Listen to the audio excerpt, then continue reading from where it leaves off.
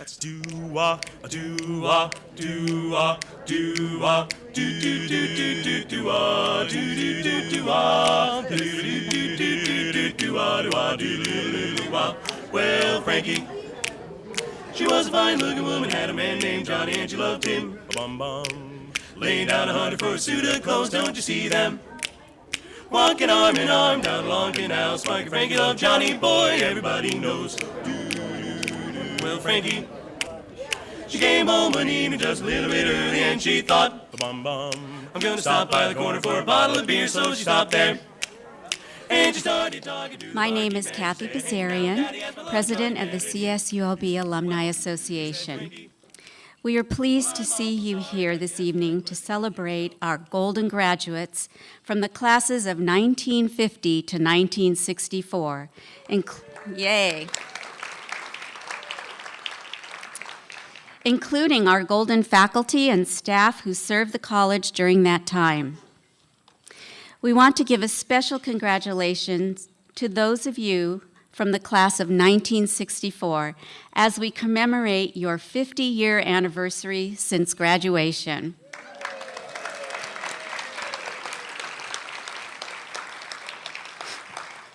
This is the 6th year of the Golden Graduate Celebration, and it's so nice to see so many familiar faces from previous years. We appreciate those who have traveled great distances for this special weekend. We have alumni from across the country and from throughout California. As Golden Grads, you are part of a special group that established the foundation of this university. It has been quite a privilege to meet you and hear your stories of Long Beach State College. This evening, we will be celebrating your achievements and contributions. We conferred more than 9,000 degrees last June compared to nearly 21,000 graduates in 1964. In our 65-year history, 290,000 students have graduated. Amazing number.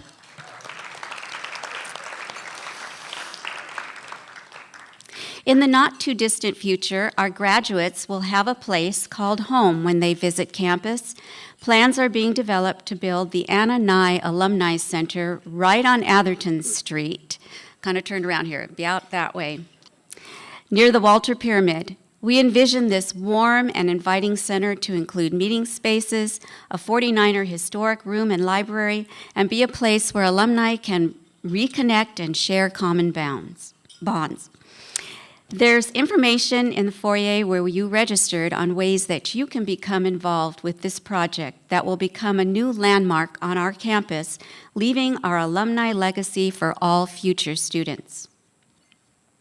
And now, it's my pleasure to introduce President Jane Close Conoley. In July, she began her tenure as the 7th president of California State University, Long Beach. Prior to assuming this role, she was the interim chancellor of the University of California, Riverside. She has also held leadership positions at the University of California, Santa Barbara, Texas A&M University, and at the University of Nebraska, Lincoln. I've enjoyed getting to know her and work with her. She's always accessible and a great addition to our university. Jane? I am Jane Conoley, and this is my 4th month, just about. And so ask me anything about the beach. I think I have my arms around it. I'm hearing from Kathy when she said when some of the Golden Grads, at least, were here. There were 21,000 students. Today, we're at our 2nd highest ever enrollment, about 37,600. That's why everyone's complaining about parking. And I mean everyone's complaining about parking. Every meeting, but please not here, okay? Don't. I did, Stan, I think I met you on the way down, didn't I? And it was a parking problem, right? It was a parking problem. So we are at our 2nd highest enrollment, which is a great accomplishment.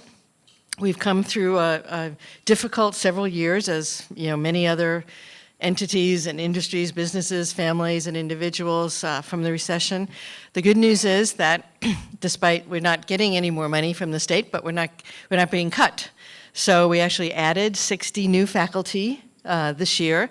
We're very excited about that, and we're on track to add 60 more full-time tenure-track faculty next year. And let me give you a little context about that. Yeah, it really does deserve a... Because I will enjoy learning from you about what your experience was when you were here, but I'll tell you my view is that right now we have about 1,600, 1,700 faculty members, but only half of them are full-time tenure-track people. You really can't build a coherent, world-class program even when you have wonderful lecturers, but if they're teaching in 3 different places, they can't give their heart and soul to our students. And our students need the heart and soul of every single one of their professors. And so my top priority is certainly to keep that momentum going and find ways to replenish our tenure track, our full-time faculty, because that's really, those are the people who write. For example, I was at a lecture this afternoon, just a few hours ago.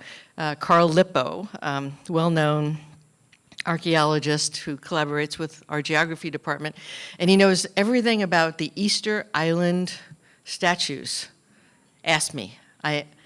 Ask me quickly before I forget. And I got it. He and colleagues had written what's called an NSF grant for research, undergraduate research experiences. Fabulous. He brings students with him to Easter Island. They do all the measurements. They do, drones now, checking to find stuff. Well, a part-time faculty can't do that. But it's experience like that our students get to do that's life-changing. They'll never forget that. That will send them on a course to a career, to graduate school or someplace else that will really be, so it's what we call now high-impact practices. Having our Dean of College of Business Administration reminds me here, Mike Sult, reminds me of the work that college has put in to make sure that their students have really great internships throughout their time here at the beach. And in fact, even international internships.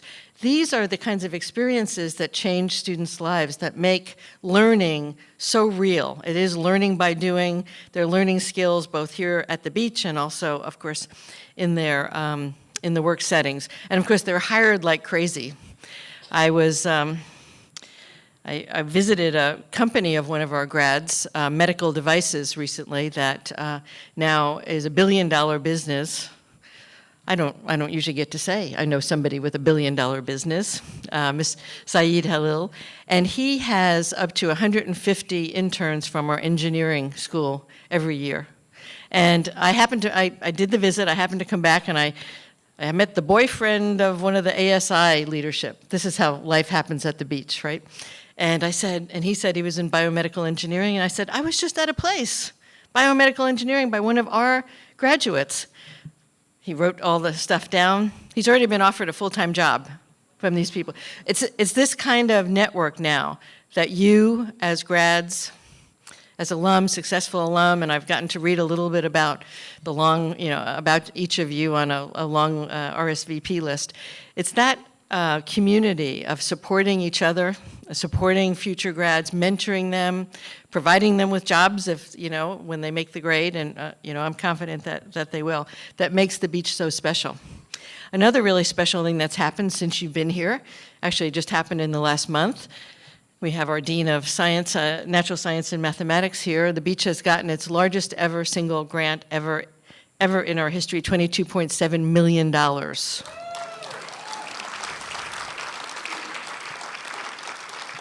And Dean Laura Kingsford is the PI, so anybody want to get money from Laura, I better get right over there. She's the one. Wave Laura, they'll want to know who to talk to. And this grant from the National Institute of Health, and I'll butcher it a little bit, but it's really aimed at attracting and supporting students toward biomedical careers in biomedical science. This is fabulous because this will get them in early research experiences, support them. They won't have to get jobs off campus. They can be on campus.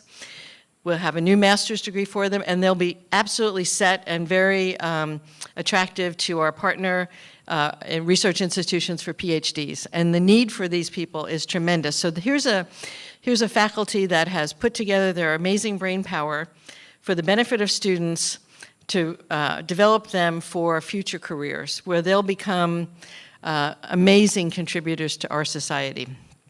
I personally am very happy about how many students we have that are interested in healthcare. I'm sure I'm going to be a big consumer of it soon, you know. So our College of Health and Human Sciences is our fastest growing college right now. We have in our nursing program, apparently if we would just put up a building tomorrow, it would be filled with nurses. That's how many nurses want to, that's how many students want to come to our nursing program. And we have millions of dollars of support from area hospitals to make this happen, which is a great example of, with declining state support, when you were here, what did you pay for tuition? Come on, what? $39.50 per semester? Wow. Anybody lower? Anybody lower? $39.50. How much? $28 per semester. Lower? Lower? Lower? Yeah? Saved.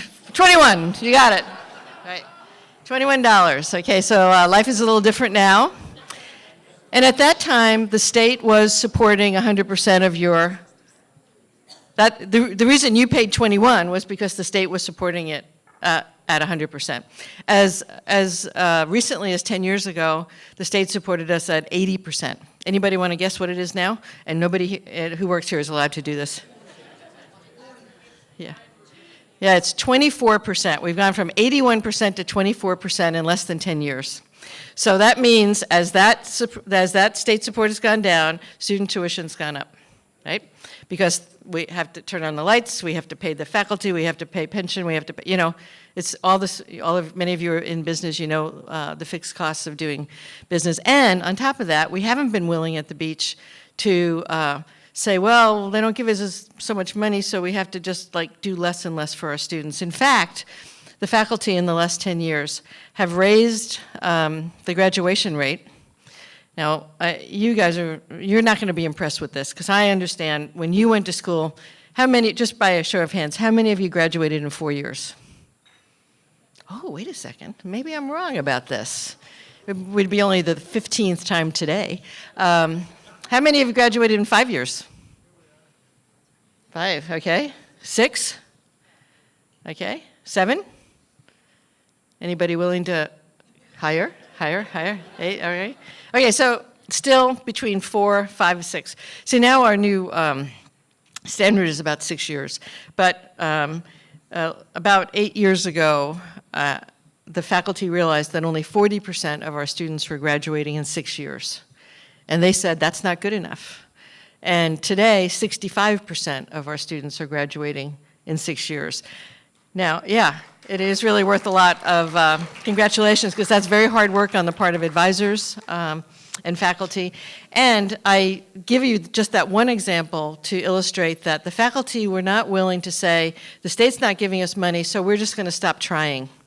In fact, we're going to try harder, and we're going to redesign classes that too many students are failing. We're going to hire advisors, even though the state has taken away money.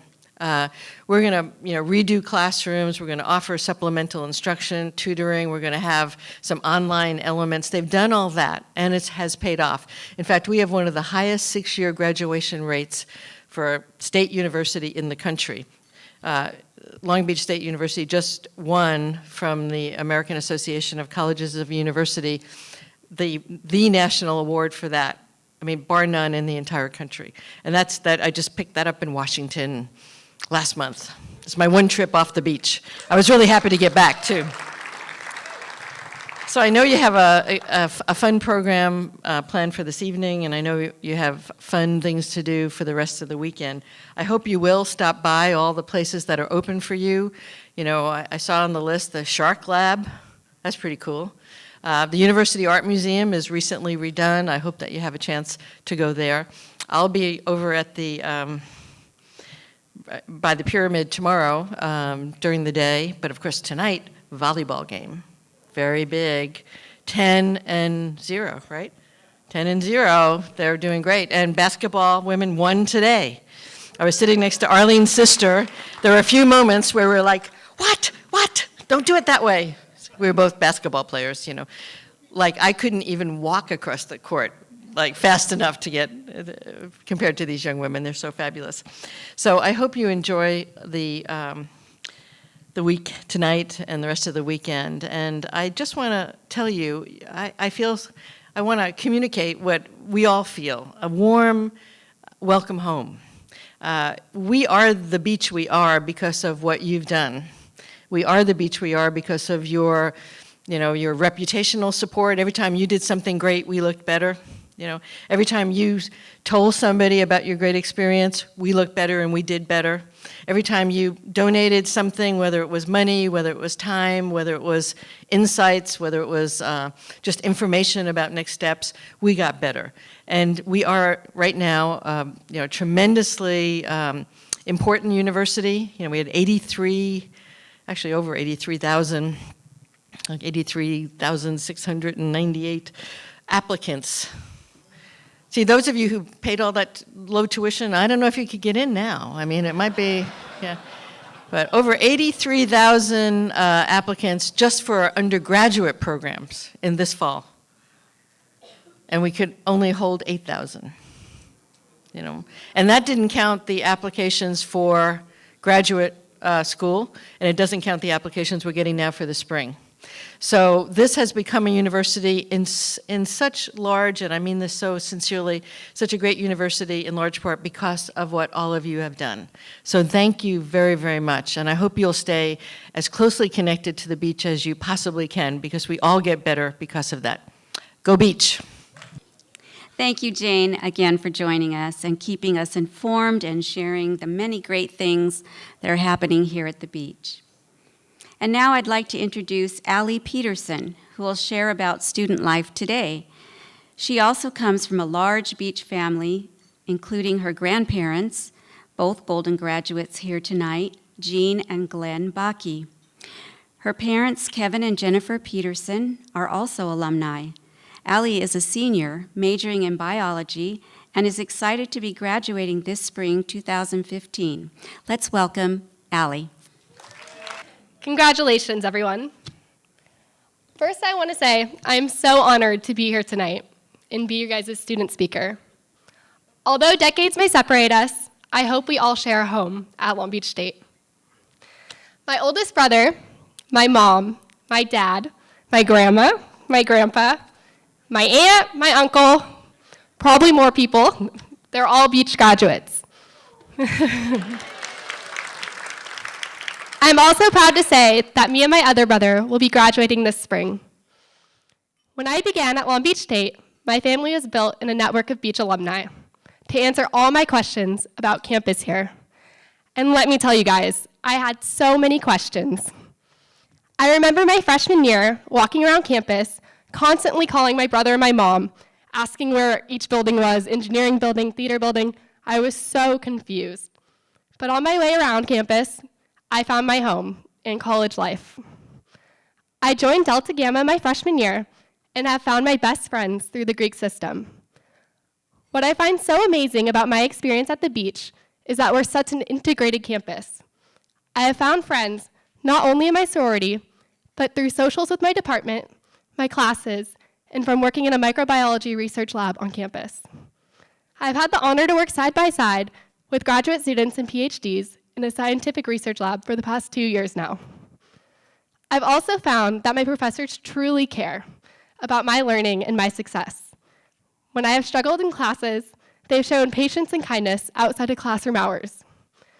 I learned that in order to receive all that this campus has to offer, I had to put myself out there.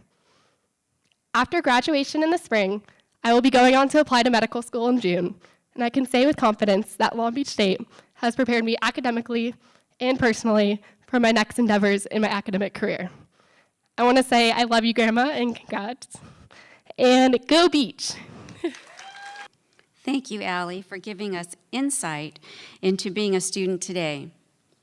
The Golden Graduates Committee has a special treat for you this evening. The 2013 International Collegiate Barbershop Quartet champions, the Newfangled Four, featuring both Long Beach State recent alumni and current students. Let's welcome them.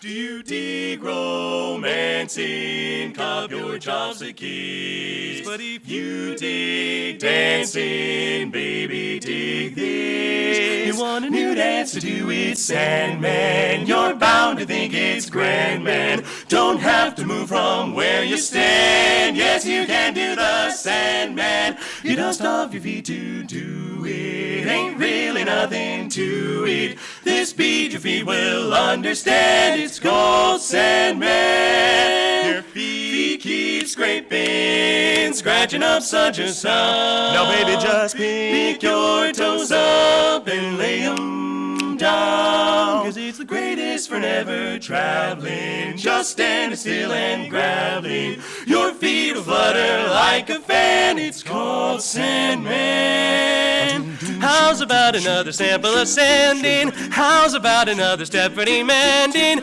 How's about you kind of putting your hand in? Here we go, ascending. Count to keep score. 1, 2, 3, 4. Then do 4 more. You gotta really ruffle up the floor. Do-why-ya-da-da-da-da. Big, bold, broad beat, broad back by Macy's Bandman. But even Beethoven, Bach, and Mozart took in the tapping toes art. Go dig the ballet too, but man, get your Sandman. You do the sand, I do the sand. You dig it, man, I dig it, man. And everybody ought to better understand. You gotta scuffle up a sandstorm somewhere on your 2 feet to make both feet end up feeling like new feet. Now that's the right on, man. Keep raising sand and raising Sandman. The dance you do is grand. Digging Sandman, and it's grand, man. I'm a fan, man, doing the Sandman, man.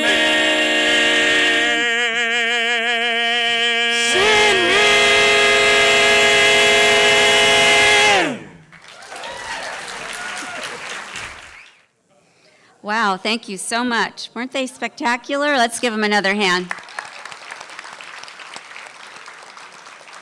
We have some great talent on this campus. If you ever get a chance, be sure, if you notice any thing in the paper that, they always list things that are happening here at the campus, you should take advantage of it because we have some great talent here. The committee and staff have been working diligently this year to bring to you a Golden Graduate celebration to remember. Our keynote speaker this evening is Rosemary DYSEL Taylor-Schmidt, a 1964 graduate who was a part of numerous campus organizations during her time at Long Beach State College, including CENOIC, Spurs, and Motorboard. Her time with the university did not end at graduation. After a year of teaching, Rosemary returned to her alma mater as a staff member and held several administrative positions in student services and alumni relations. She retired in 2000 as the Associate Vice President of Student Services. Rosemary's husband, Professor Ron Schmidt, is also a part of our university, having taught political science for 40 years, retiring in 2011. Now, let's all welcome our keynote speaker for tonight, Rosemary Taylor-Schmidt, who traveled here from North Carolina to be with us this weekend. Wow, yeah, I can see why people are saying wow when they stand up here. Thank you very much, Kathy. And a wonderful welcome to absolutely all of us. It's a hard act to follow. Barbershop quartet, particularly when all the voices are so beautiful. But all I could think of when I was listening to them is, that's kind of like us. Some of us are baritones and some of us are tenors and some of us have different voices. But together, we're such a wonderful voice, aren't we, for the university? I think it's just wonderful. Well, that's my name, Rosemary. I got it. Thank you. A little capsule about me is my maiden name was Rosemary DYSEL. My first husband was a philosophy major here, Cal State Long Beach. As a matter of fact, he's on some of those pictures that you saw. He was in a lot of committees with me. My dear husband now, Ron Schmidt, who was introduced, he and I have been married for more than 30 years, and we always joke because I was working here when he was working here, and so we ended up being one of those BOGO couples. You bring one, you get another one for free. So I would go to his events, he would go to my events, and so the university got a little extra every time we had something going on. My major was social sciences, which I don't know if that's a major now, but it was wonderful because you had a major. My major of social sciences was sociology, but I also got to take two other majors in the social sciences, and so that was history and anthropology. So I had this wonderful kind of social science view of my education, and I really loved it. But there was another part of me. I was a first generation student, and I asked my parents, well, what do you think I should take for a major? Because I really loved art. And they said, well, you're going to be a teacher or maybe a nurse, but I don't know about art. What do you do if you're an artist? And I didn't know the answer to that, and so, but I did manage to take every semester one art course. And just because I loved it so much, and every once in a while when I worked on the campus here, and if I had a bad day, I would go to the art department and start smelling the oil paint and, kind of get the carbon in there. And one of the professors from the art department is here tonight. Is that you over there, Dr. Hitchcock? Yeah?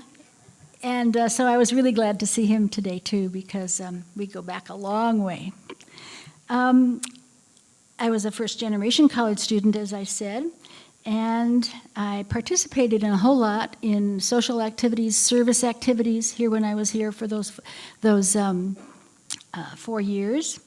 And I also was a commuter student. Are any of you folks here, were any of you commuter students, in other words? All right. But I was a commuter student without a car. Lived in Santa Ana, and that was a really weird thing, because I had to get rides, of course, and my dad drove me the first couple of years. Actually, first couple of months was more like it. And then I had to find rides that would drive me from Santa Ana down Garden Grove Boulevard, because there was no freeway, and over to Cal State Long Beach. And then I would have to leave the campus when they were leaving, or when another ride was leaving. And I have to tell you, one of my favorite rides, and the best ride ever, was Phil Green, who happens to be here today. So Phil, would you stand up? And this is the guy that got me through college. He came over from Santa Barbara, and we're having a good time kind of reminiscing. Well, anyway, it is wonderful that we're all here. 50 years ago, we were all on this campus. We were all on our journeys to be educated or to educate. We found some meaning in our lives here. We cultivated friendships. We enjoyed the excitement of just being alive. I remember how exciting it was all the time to learn something new every single day. It was just, it was palpable, the excitement on the campus, at least during those times when we were there. And I think it is for most students, too. There's just an excitement of that. And I was excited because since there were only 12,000 students on the campus, which is really not very many, you could almost hope to see the same person twice in a week. If you traveled the same pathways, you could see somebody you recognized from the week before and maybe nod. And I always enjoyed that. Now, of course, how many students do we have on our campus? 37,000. When we think about the fact that more than 80,000 students, potential students, are choosing to go to this campus every semester, and when we were going to school, there were 12,000 total on the campus, you can imagine the dynamic change in sheer numbers and sheer solidness. Well, we're 11 years old now, more or less. We have an alma mater that most of us know. Who could stand up and sing the alma mater? Anybody here? No one's admitting it. But I know I could say the words. But then we had a fight song, which was for the 49ers. We are the 49ers. Remember that one? Anybody? Okay, I won't be singing that either. And I was so happy to walk into the room. I think today when we walked into this dining room, it's all brown and gold. Isn't that nice?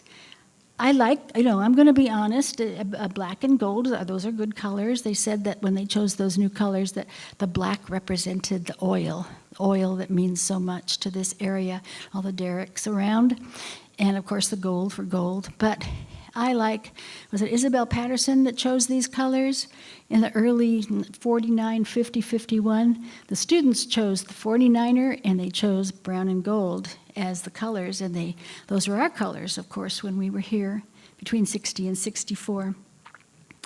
We went to football games, we went to basketball games, we had homecoming parades down Ocean Boulevard in downtown Long Beach. Anybody remember those? Remember those? And the fraternities and sororities actually built huge floats. Anybody ever build one of those floats that went down there? All right, good. See, we've got some people here. And that's okay back there. Great. That was a special time. And the whole city seemed to celebrate with us. And I miss some of that kind of celebration, but we're getting more and more people from the community now to come to our campus. It's much more open than it was for a while. And so that's good. That's very good. We also did, okay, what's the thing everybody wants back? 49er days, right? Yay, everybody wants 49. If we don't want a football team, you want 49er days. And 49er days was special. Groups came together. Overnight, they built a kind of a gold rush town. And these were such special buildings that they built that the people from, what is that place where they have the, Knott's Berry Farm, thank you. Knott's Berry Farm came over and purchased the award-winning buildings, took them over to Knott's Berry Farm and used them there. They were exquisite, and there are some pictures, I think, here, and some memorabilia, pictures of those wonderful times. We named it Pete's Gulch after Prospector Pete, but not really. That's right. The president, the first president of the campus, V. Peterson.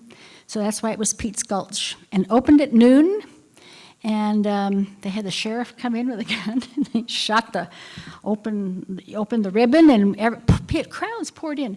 After a while, it was just not one day, but 2 days, and the community was invited to come. And they just had a great time. There were oleos. You know what an oleo is? That was a strange name, wasn't it? There were skits. Clubs and organizations in their outfits or costumes would do various skits. They would sing songs, or they would do barbershop quartet, maybe, and there would be prizes for the best one of those as well. So when the college was about 15 years old, most of us graduated. Some people came, from City College, and they only had 2 years, and some stayed longer. But most of us graduated in 4 years. We went to the downtown Long Beach auditorium, where we graduated, the whole gang of us, remember? And who was our speaker? That's right, Senator Fulbright was the speaker at our commencement. And I think one of the pictures that were flashed up there, God, every time I look over there, she's looking over my shoulder. It's just like, oh.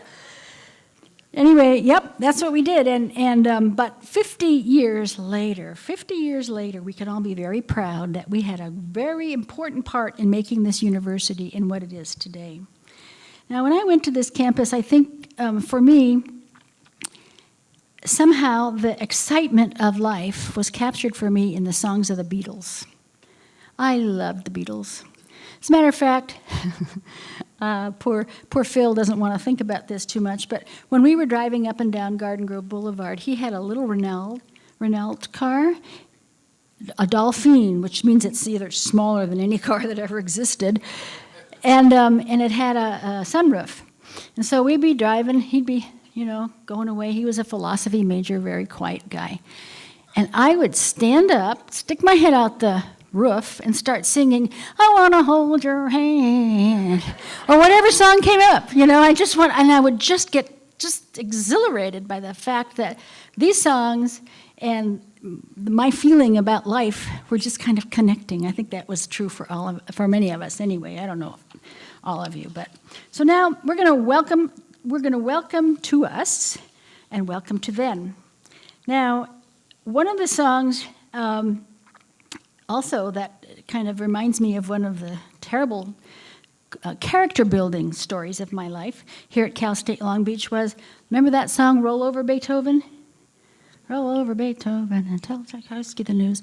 Well, okay, there was this class called College Chorus. Who was ever in College Chorus? Yay, we all were in College Chorus. College Chorus was like 300 students. You didn't have to audition. You just went. And Charlie Newswinder from music department, Dr. Newswinder, was in the front, and he would have us sing something. Often it was the Messiah, but sometimes it was, a really serious piece of music from Mozart or Beethoven. And so we would sing, and then we would have a concert at the end of a semester. Well, we didn't audition, we just went, and I loved it because I get to see all these people and say hello. And one day, he was just conducting away, and something was just making him just edgy. So he says, there's something wrong here, I've got to find it. So he says, okay, we're going to find this off note. And so he had the first row stand up. I was like in the third or fourth row back there. He had the first row stand up, and they all sang, and everything was good. He liked that. Second row, good, everything was fine. Third row, stands up. He looks around, there's something happening in this row. So one by one, we had to sing in front of 300 people. Now, yes, that is terrible, particularly when you have a terrible voice. It's not so bad when you can sing. So I think I was like 5 in, and he finally finds it, and it's me. And I couldn't do it, but I never knew. Nobody ever told me I couldn't sing. I knew that I loved to sing, but I didn't know I couldn't.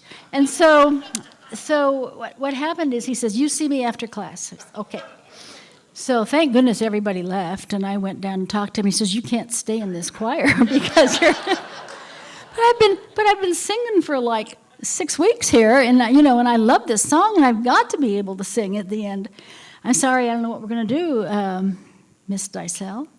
And so I said, nothing? There's nothing we can do? He said, there's only one thing I can think of. You can continue to come, but you can't make a sound. So I said, well, I'll try not to. No, he said, you must not make a sound. And then he said, okay, you can move your lips because it will look funny if you don't, but no sound. So I agreed. Sometimes you just have to make compromises. I agreed, and I got to sing in the final concert.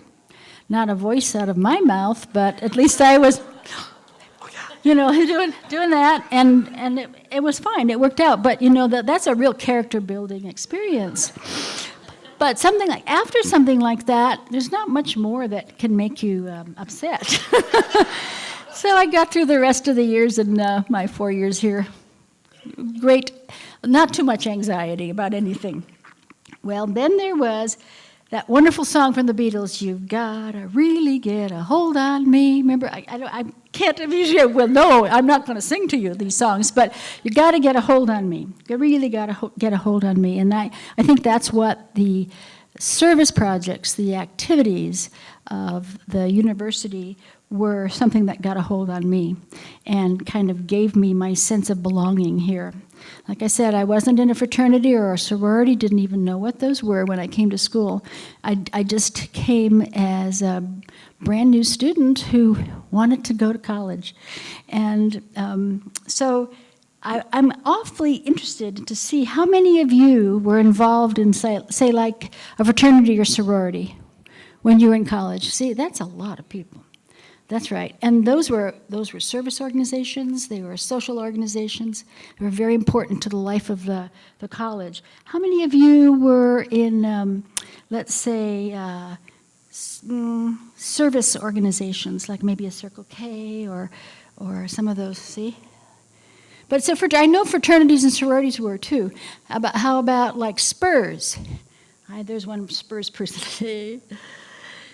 You know, Spurs, I told Megan, who's running this program today, doing such a wonderful job, I said, you know, we used to have meetings on Wednesdays and then we wore our uniforms. And she said, what?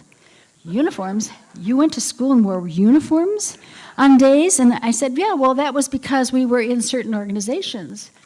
And Spurs was our sophomore service organization. We had white tops, white sweaters, weren't they? With brown and gold spurs. It was a national organization. And then pleated white skirts. And I know, yeah. And she thought that was crazy. Megan said, I think it's so cute, she said, that you would be doing that. And there's some pictures there that show us all. And that was kind of de rigueur. You would belong to an organization and wear a uniform that told everybody who you were and what you stood for. And boy, we couldn't get anybody today in a uniform, except the marching band. Remember the big brown marching machine band? Who was in that? Anybody here? The big brown, somebody's getting pointed to. But we were famous, not just nationally, but internationally. Ron and I were traveling in Europe, and they were watching the big brown marching band at some football game, and these people were talking to us about, you went to that school where that band was? So it was very, very famous. Anyway, so, okay, now I'd like to talk a little bit about my mentor, who made me who I am in a lot of ways. And that Beatles song was I Saw Her Standing There, because she was not only the director of student activities, maybe the dean of students was her title sometimes, Dr. Lois Swanson. And who remembered and worked with Dr. Lois Swanson? Yeah. That's a special woman. Now, did she bring the spirit of what we would become with her when she came to us in 1951, I believe, 2 years after the campus opened. And she was so elegant. Not only was she organized the associate students, that she worked with all the student clubs and organizations. She worked closely with faculty to bring people on campus to speak to us. But I'll never forget, there's a picture in one of the yearbooks during our time here where she is standing, shaking Eleanor Roosevelt's hand with a student, and I know that she was probably, if not partially, at least totally responsible for bringing her on the campus, and a lot of others as well. But she was standing there, and she's wearing, I couldn't believe it, she was so classy, a leopard skin jacket. She's standing there, and Eleanor just kind of wore everyday clothes most of the time, Eleanor Roosevelt, but such a precious picture and one that I keep in my heart. There's a student leadership resource center that's named after Lois on the campus, and I've been very proud to be a part of that as well when I worked here for 35 years. Now there's another song, I have to sneak it in even though it's not a 64 song, but Raindrops Keep Falling on My Head, remember that one? Burt Bacharach song. And we had lots of rain in 1960 to 64. And I remember, we all had to take PE classes. They were required PE classes were required. And so you had to make sure you didn't have a course, some class up at upper campus, and then you had to run down to PE and quickly get into your uniforms and then go do your class, because it's very hard to do in 15 minutes. But I remember running down those stairs, I think they're still there, and the rain would be pouring down the stairs during the middle of the day, you know, just pouring down the stairs like this, and you couldn't run away from it, so it went right into your shoes. But we did have a lot of rain. Cars used to slide out of the parking lots because the parking lots were mud. And most of, you know, you park your car there. We could park on upper campus. That was another thing without special privilege. And then they would slide down when the rain came. And the beautiful thing after the rain was, and this is something I remembered a lot too, the view across, you know where the Ralph's store and little mall is up here off of 7th Street? That used to be a big lot of nothing. Except right after the rains, when the spring came, that was wildflowers. That whole big lot was wildflowers. There were the orange poppies, but also there were other colors. And if you stood and looked from 7th Street, from our campus, over that field, and then you could see the ocean. So we had a lot of the glory of the nature here, too, when we were here early on. We have a beautiful campus now, but it's special then. Dr. Connolly, I know you have to slip out, so I thought I'd announce it. But I just wanted to say that I am so happy to have met you, and I'm so proud that we have, after 50 years, a woman president at this campus. So,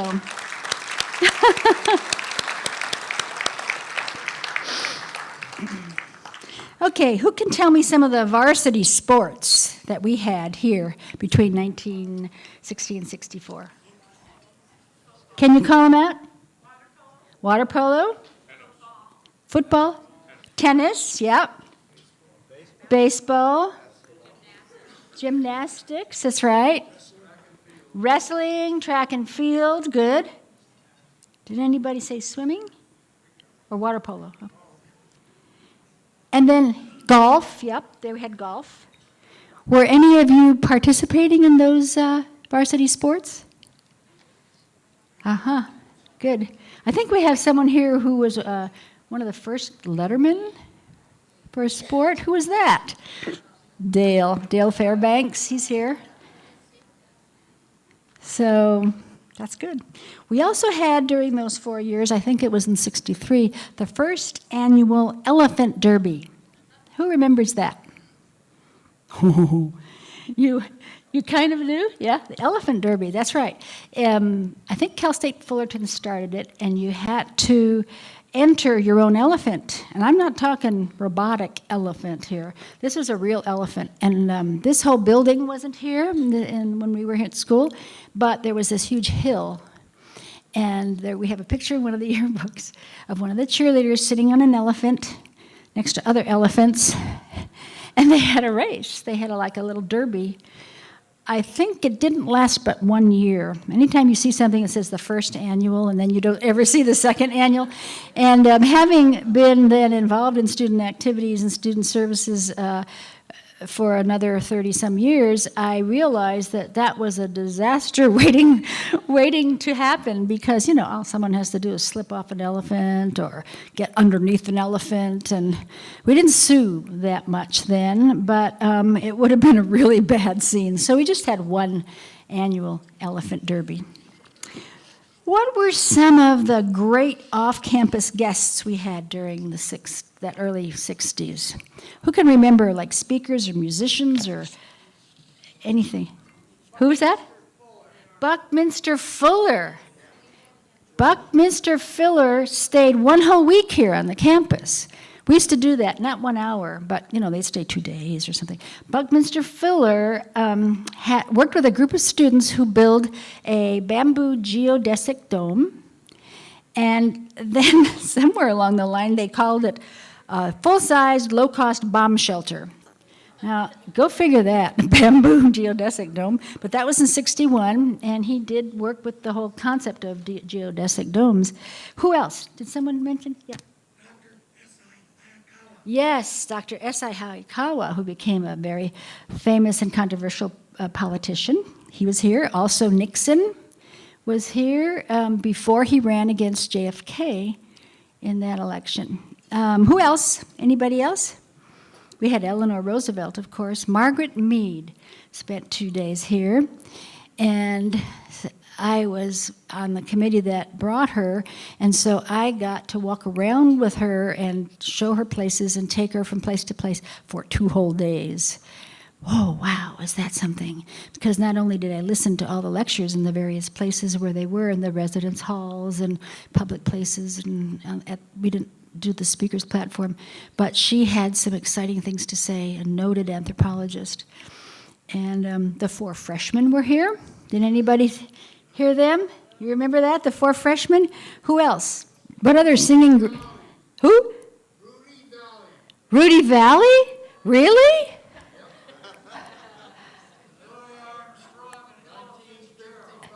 1955. That's right. Louis Armstrong was there at the dedication of the men's gym. Yep. And who? George Shearing? Shearing. GS is coming. All over the campus. GS is coming. Everybody is, who the heck is GS? Cal Jader was here, a good jazz person for a long time. And Dick Dale and the Deltones, you saw some signs up there. My club, Cinewick, one of the members had a connection with this crazy surf music guy from Balboa. He's from the Orange County.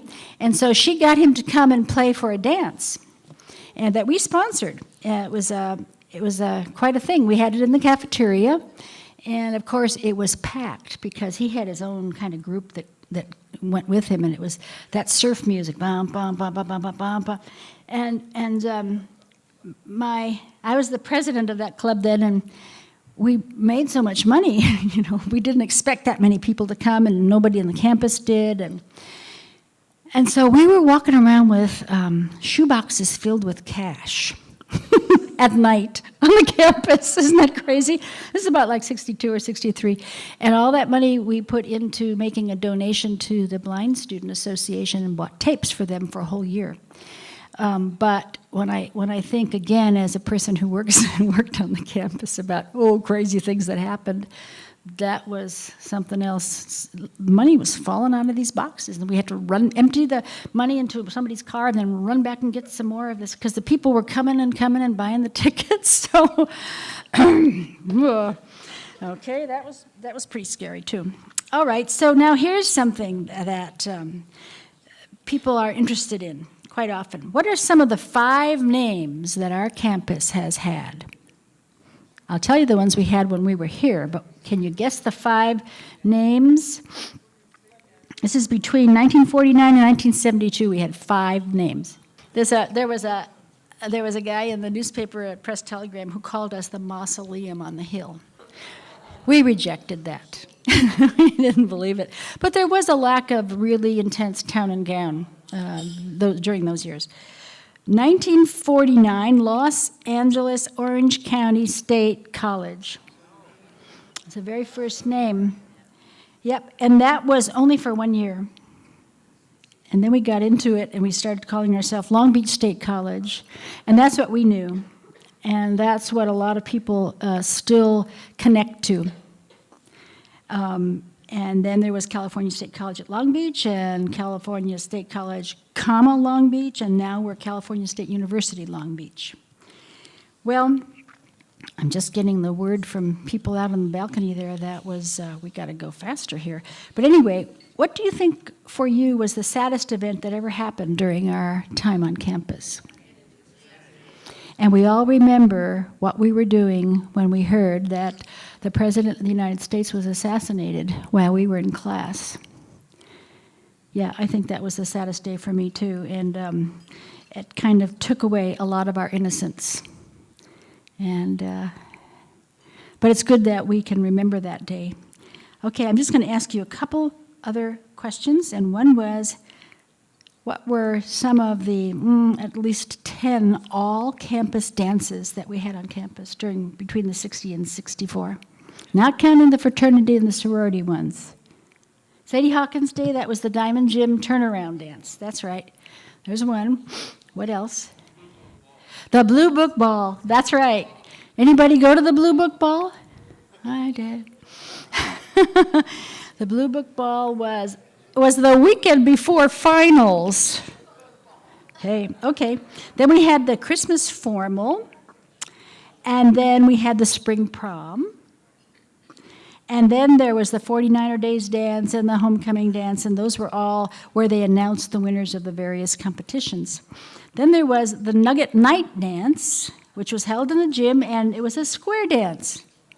That would be fun today, wouldn't it? A square dance. That would be great fun. And the only dance that was a stag event, which means you could go with your friends rather than have a date, was the Hello Dance, early in the school year. You remember those, some of those? You met your wife there? Oh, great. Isn't that wonderful? See?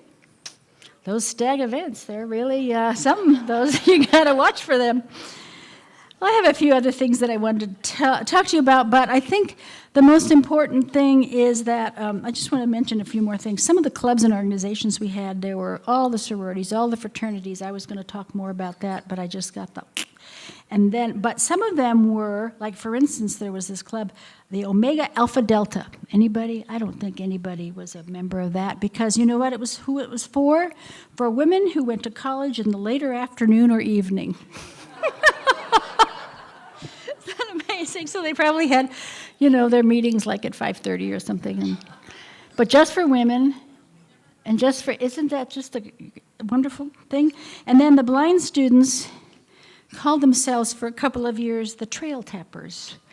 Now, I don't think that would be politically correct today, and they did certainly change their name later, but they had quite a big population of blind students, and they had their own social organization that was called the Trail Tappers.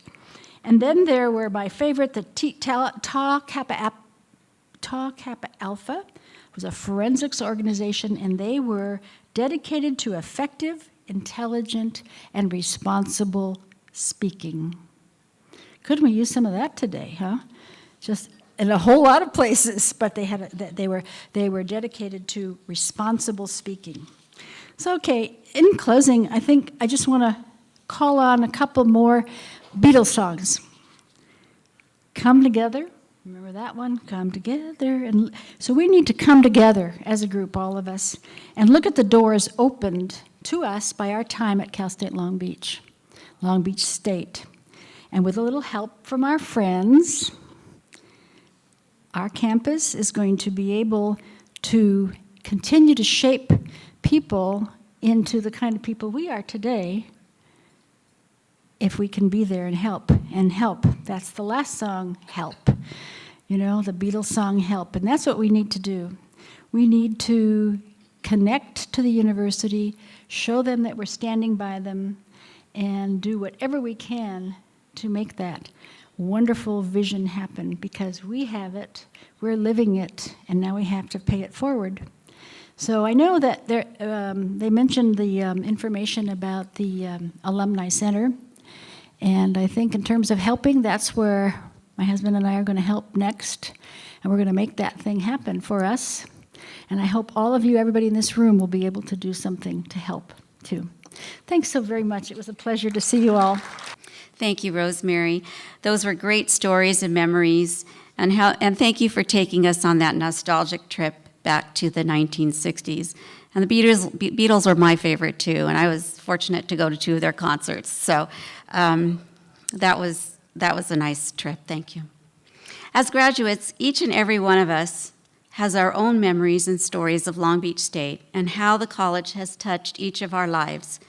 Everyone, please enjoy the rest of the evening. Continue looking at the memorabilia and reconnect with one another. Thank you so much, and hope to see you tomorrow at homecoming. And as we say now, go Beach.